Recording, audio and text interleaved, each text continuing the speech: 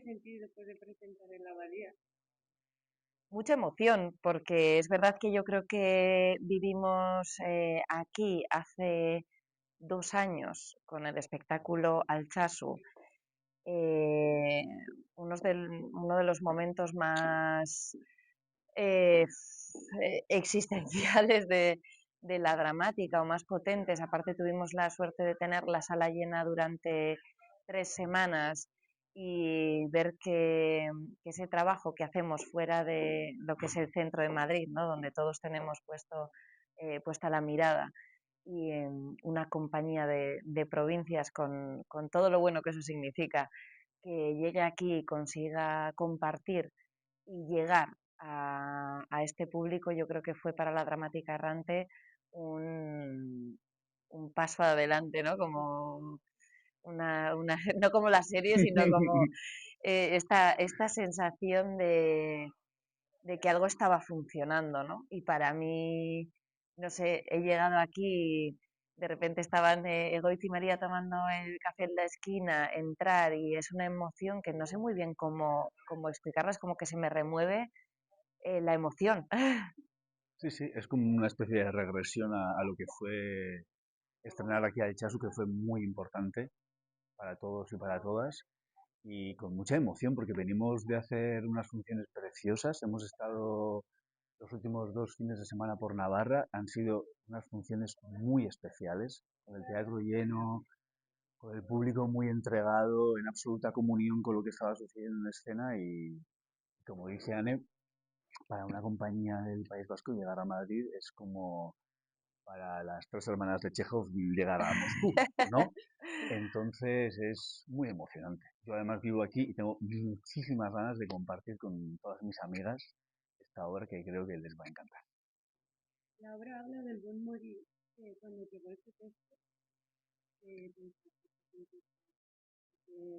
Es que has escuchado la palabra buen morir. ya, es que yo creo que los textos en la dramática no llegan, ¿no? Es como que se va trabajando en ellos. O sea, nosotros convivimos con María. Entonces, de la que María arrancó o bueno, esta es mi sensación, ¿eh? No sé si es la misma la de Goitz, pero de la que arrancó a escribir el texto, claro, yo lo iba releyendo según ella iba haciéndolo, ¿no?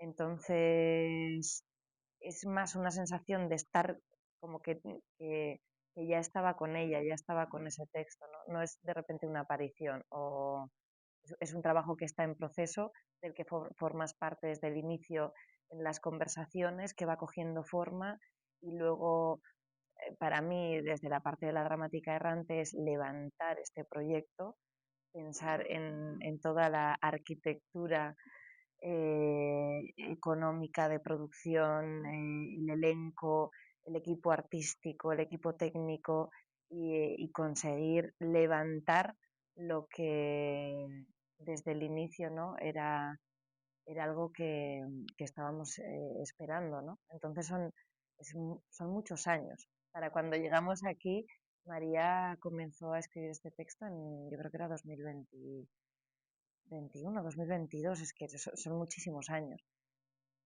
Entonces, claro, no es como que no es que lo sientes, sino que es que estás conviviendo con esa idea, ¿no? Estás hablando constantemente de qué es el buen morir, qué son las últimas voluntades, como todas estas, que son los paliativos, ¿no? Todas estas ideas que de repente yo tengo la sensación que todo el equipo, además, porque con Egoitz ya estábamos trabajando en Altsasu, con Aitor ya estábamos trabajando en Altsasu y Yerma, es como que todo el equipo hace un poco esta idea de el universo está hablando sobre esto, entonces todas las ideas todos los textos, artículos, documentales que cada uno va recibiendo, se los va lanzando a María, ¿no? También como en esta sensación de aportar en este momento inicial de creación, hasta seguir en la producción, hasta el alzado, hasta llegar al estreno, ¿no? Y luego que desde que el primer día que hicimos la lectura, la primera lectura, María dijo, esto así no lo vamos a hacer. Vamos a cambiar un montón de cosas porque ya María y Anne ya habían pensado en que iban a mezclar el audiovisual. Entonces eso, la obra que escribió María creo que tenía un tono mucho más costumbrista y lo que ha quedado de esa obra está en una línea mucho más documental para que pudiera convivir con el soporte audiovisual. O sea que creo que ha mutado bastante, ¿no? Sí, es curioso porque el otro día hablaba con una amiga que había leído el texto antes de ver la obra y, y ella no era consciente, leyó la obra, pasó tiempo y la vio, ¿no? Y no era consciente de todos los cambios, Ajá, porque la esencia claro, creo que es está. lo que se ha mantenido. Ujú, Aunque hayamos cambiado, mutado personajes, cortado, o sea, como hay ujú, en realidad en el proceso creativo ha habido muchísimos cambios. Es como si no en nuestra sensación no es como ujú, que no tuviese nada que ver el texto el texto del que partimos y lo que finalmente hemos hecho. Pero la realidad es que sí, que la esencia se mantiene, que muchísimas escenas se mantienen. Lo que pasa es que como la dramática errante siempre busca el, digamos, artefacto o la forma de mostrar esa, ese texto, ¿no? O sea, es como si cada obra tuviese su propio lenguaje, ¿no? Más que ujú. nosotras tengamos un lenguaje propio del que todo pasa para contar las historias y digas, ah, el denominador común es que siempre lo hacen así, ¿no? Creo que no tiene que ver con eso, sino con que siempre estamos en una constante búsqueda y a veces caminamos por lugares reconocidos y otras veces desechamos esos lugares para poder, ¿no? Como tener un nuevo reto, que en este caso yo creo que el audiovisual fue un gran reto porque Fuerte. no es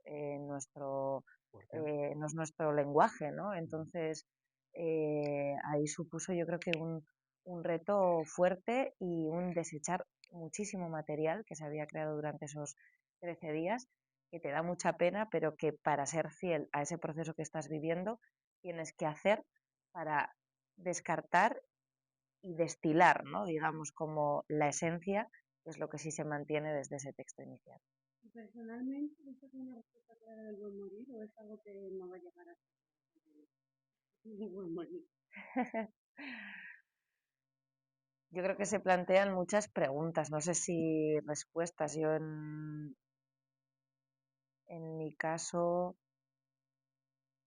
creo que sí salgo con una responsabilidad, que parte del equipo lo ha hecho y yo personalmente todavía no lo he hecho, pero durante el proceso me he encontrado a mi familia haciéndolo, que es hacer el testamento vital.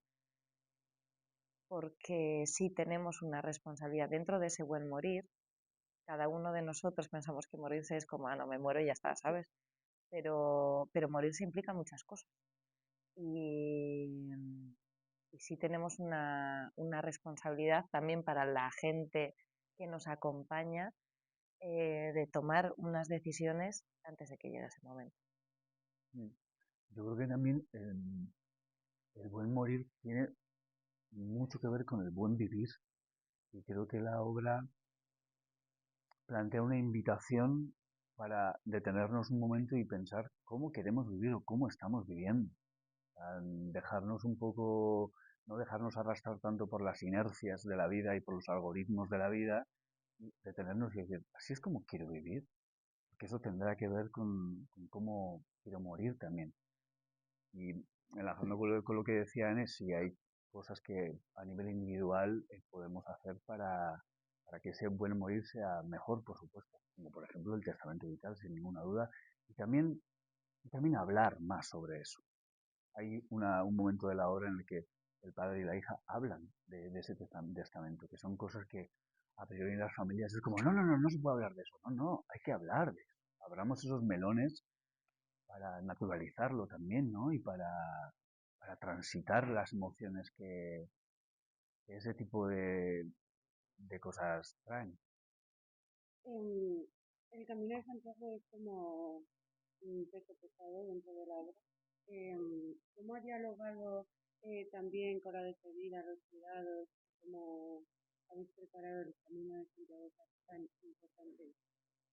Porque lo primero que se me ha venido a la cabeza es que como el Camino de Santiago también es un camino para gente no creyente, pero para gente muy creyente.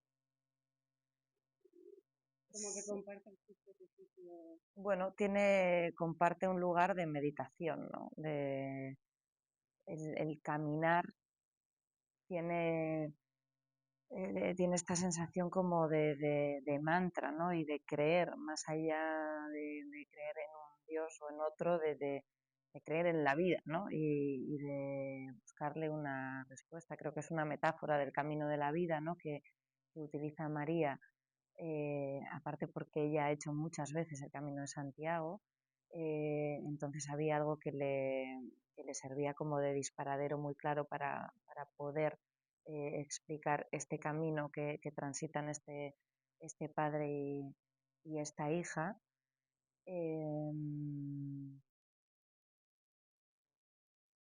Y que refleja también, yo creo que un mundo como la parte social, ¿no? O sea, de sociabilidad, quiero decir, como estos amigos, esta gente que se encuentra, que es como gente inesperada, distinta, ¿no? Que no tiene que ver tanto como con la vida de cada uno de ellos, sino como, bueno, en ese camino qué posibilidades extrañas también existen de encuentros, de vida, de gente que en un momento importante se convierten en pequeñas claves o oráculos de tu camino, ¿no? Yo lo pensaba justo esta mañana desayunando. Pensaba en que es que estas personas que se han conocido en este camino concreto de la obra no se hubieran conocido jamás en otro contexto, porque son realmente Variopintos. personas y personajes muy, muy dispares entre ellos, jamás.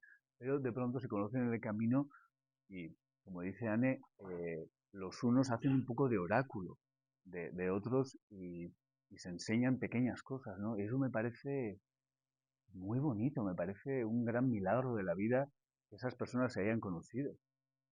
Y al mismo tiempo, para mí por lo menos cuando yo he hecho el camino, más que conectar con algo espiritual, que, bueno, siendo para mí la espiritualidad más importante es el estar presente en el momento en el que estás, es como la posibilidad para ser amigo de ti mismo, para entrar de verdad en amor contigo, porque al final vas a caminar solo, todos al final caminamos solos con nosotros mismos, entonces creo que eh, ese es el camino espiritual más hermoso que pueda haber, ¿no? ¿De dónde creen que viene este miedo a la muerte, este tabú? Algo que todos sabemos que nos va a pasar y que nos puede pasar en 10 segundos. Y sin embargo, no lo hablamos, no tenemos miedo de ello. Es algo de educación, es algo social. Me parece una pregunta muy, muy gorda que gracias a Dios estuvo aquí el Faro de la Abadía hablando con expertos desde mi absoluta ignorancia o desde mi pequeño lugar. Yo pienso que siempre, o sea, tenemos miedo al dolor, al sufrimiento, a la mala calidad de vida eh, y mucho miedo a la pérdida del otro, ¿no? De aquella persona a la que amamos. Entonces, se juntan como, o sea, para mí hay como si tuviese dos ejes, ¿no? Uno va hacia uno mismo, que es como, que es la muerte, que es desaparecer, ¿no? Si tengo que pasar por ese tránsito de sufrimiento, si va a ser sufrido, sino que yo creo que ahí es una parte donde hay mucho desconocimiento y donde los paliativos ayudan mucho, teniendo que ampliar, yo creo que de todas maneras, el concepto de paliativos, porque hoy en día hay gente que vive muchísimos años con paliativos. No es algo que se haga en el último momento de tu vida, sino que los paliativos hoy en día son una forma de vivir también a largo plazo. Lo que pasa es que, como decía María, no son productivistas, no generan dinero. Pero creo que hay un eje que va hacia uno mismo y que tiene que ver con ese sufrimiento y luego otro que va, claro que no sé si hablamos si hablas de tu propia muerte o de la muerte de otra persona, ¿no? Porque, bueno, no sé. Yo creo que es que no se le ha dado mucho espacio para hablar sobre esto. Pero hablamos todo el rato a la vez, ¿no? O sea, quiero decir, es lo que decía María, está presente en todas partes. Cada vez que leemos un libro, vemos una película, em, siempre el duelo, ¿no? Y del duelo de muchas clases, pero el duelo de la muerte creo que está muy presente. No No lo sé, hablamos yo tanto creo o no que hablamos en plata. O sea, quiero decir, no lo sé. yo creo que estamos un poco influenciados por la educación judeocristiana que hemos recibido también. Creo que ese tipo de liturgias no son especialmente luminosas y que no lo, o sea, tenemos algo un poco, creo que hay mucho tabú con eso. Pero igual tiene que ver con lo histórico en este caso, del Estado de España, ¿no? Quiero decir, como esta idea de las viudas, de negro, en casa, de no poder, Mm. ¿no? Que no solo aquí, hay en muchísimos sitios, en la India había mujeres que cuando moría su marido se quemaban en la pira con ellos porque ya no eran, no tenían ninguna representatividad ni ninguna utilidad en la vida, imagínate, o sea, que quiero decir, supongo que la muerte en muchos sitios ha estado dotada de una serie de significados mega negativos, a los que se les ha dado la espalda, así como hay en otros sitios donde se celebra la muerte de personas mayores más porque han tenido una vida larga, y donde las únicas muertes que no se celebran son las de los niños porque no han tenido tiempo de vivir, ¿no? Eso sería para mí el ejemplo maravilloso, ojalá poder celebrar, ¿no? Una vida larga, la muerte de una vida larga, la muerte de una buena vida, ¿no? Eso es una buena celebración. Pero claro, entiendo que cuando la muerte ha venido vinculado a desaparecer del mundo, en muchos casos, más para las mujeres, ¿no? La viuda, como esta, eh, la viuda, los hijos de la viuda, toda esta oscuridad, yo creo que quizá eso nos ha llevado a un pensamiento muy negativo, ¿no? Sobre la muerte, no siendo una mala salida para mucha gente que no quiere una vida con mala calidad de vida, ¿no? Porque yo creo que es algo a lo que nos tenemos que responder todos. Quiero vivir como quiero vivir, eh, y sin sufrimiento, ¿no? Dentro de la escena combináis el humor, la emoción, el drama. ¿Cómo hiláis todo esto de la obra? Porque creo que también cuentan como con las críticas de que la muerte es un tema que a cada uno lo vive de una forma. Puede ser que el público lo reciba como la desgracia por este motivo, este dramático, demasiado dramático. Claro, sí, sí, no, hay tantas opiniones como gente en el mundo, evidentemente, Y creo que depende del momento en el que estés y de cómo sea tu presente, recibirás la obra de una manera o de otra. Seguramente si estás pasando por un duelo de este calibre, lo recibirás de una manera, y si nunca has pasado ese duelo, lo recibirás de otra. O sea, hay muchas miradas hacia la obra también. ¿Y cómo lo combinamos? Pues yo creo que casi literalmente es una de cal, una de arena. Yo creo que casi la obra va casi así, ¿no? sí, sí, y luego yo creo que también eso, ¿no? Con mucho respeto, quiero decir, con respeto, con humor, sin miedo, porque para nosotros y para nosotras también es un ejercicio teatral, o sea, quiero decir, y tenemos que intentar ir a esa cal y a esa arena para, bueno, pues para equilibrar. Podría haber sido muchísimo más dramática, podría haber sido muchísimo más cómica, pero en realidad es como una tragicomedia, ¿no? No sé, habita en lo real. Yo creo que en sensaciones como bastante cotidianas, y tiene unos puntos muy, muy extra cotidianos, muy subidos, ¿no? Pero que creo que todos en algún momento pensamos, ¿no? O yo, mi cabeza a veces como funciona muy así, que se va a otro lugar para intentar entender desde otro punto de vista qué está pasando, ¿no? ¿Y ha cambiado nuestra forma de ver el cuidado?